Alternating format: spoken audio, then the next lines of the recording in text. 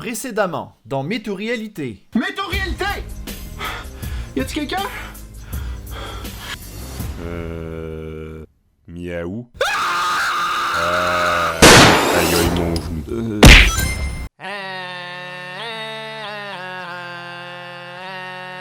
On va régler ça rapidement. Est-ce que le premier design de Sonic est un coup de marketing afin de faire jaser les fans? Météo-réalité!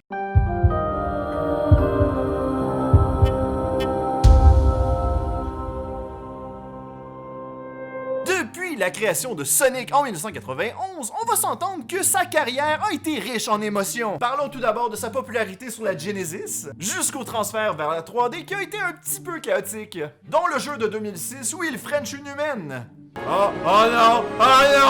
Mais après avoir charmé les fans de jeux vidéo ainsi que de dessins animés, la suite logique était de faire un film sur Sonic. C'est pour cette raison que Paramount Pictures acheta les droits en 2017 afin d'amener le hérisson bleu sur le grand écran. Et 2 ans plus tard, on nous arrivait pour la première fois avec un visuel. Oh là là, mais quelle belle image dont on ne voit pas le visage de Sonic! J'espère qu'il n'y a pas anguille sous roche! Ben voyons donc, c'est sûr qu'un film basé sur un jeu vidéo, ça peut juste bien aller.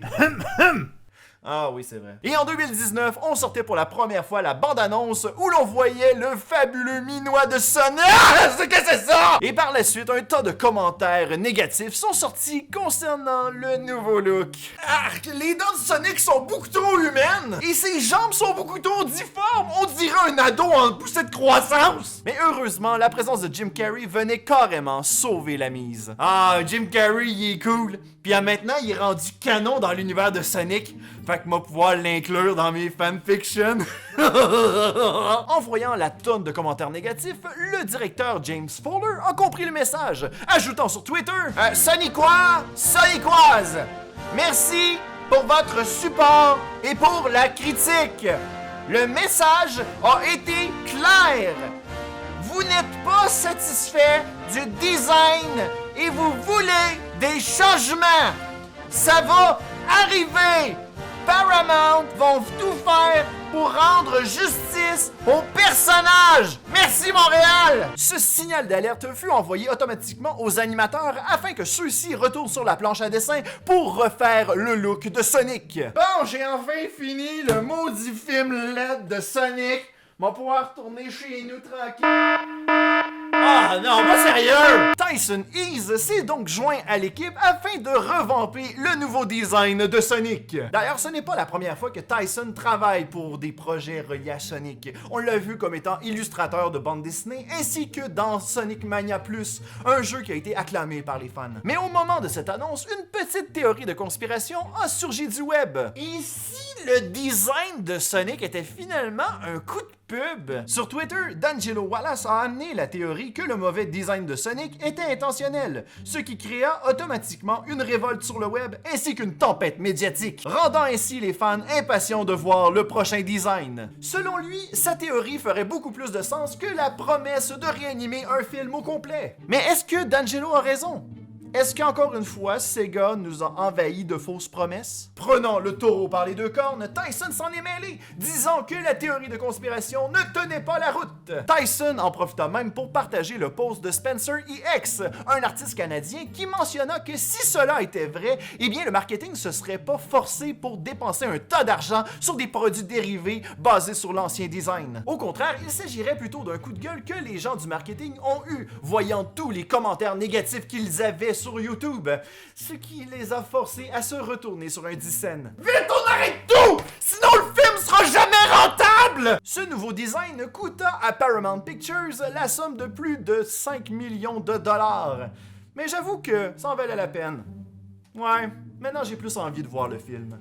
Mais par contre, ce mouvement a mis fin aux activités de la compagnie Moving Picture Company, ce qui mit à la porte plus de 800 employés. Et si vous croyez que refaire un film à neuf est impossible, eh bien sachez qu'un ancien employé de la MPC a fait une lettre ouverte disant que pour le film de Sonic, ceux-ci ont eu des heures inimaginables. C'est-à-dire qu'il y a certaines journées où ils travaillaient 17 heures par jour.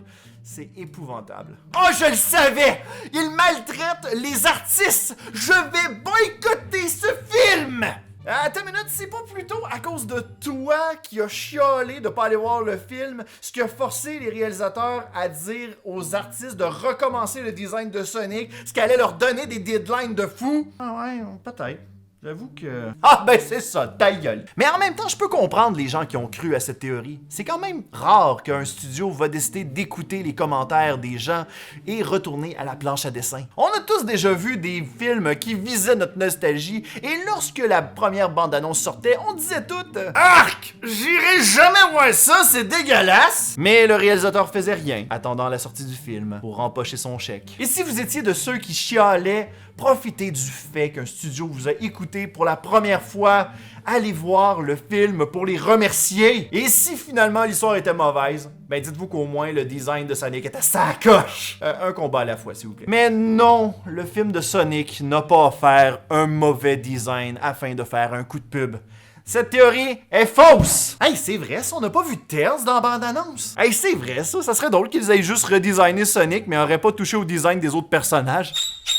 Et voilà ce qui conclut cette première chronique de 2020. Merci encore une fois d'être présent au rendez-vous. Si jamais t'as aimé ça, n'hésite pas à t'abonner, mets un petit like, un commentaire. T'es-tu d'accord avec mon analyse? Je veux t'entendre parler dans les réseaux sociaux. Puis mets aussi tes suggestions de prochains sujets. On en demande tout le temps.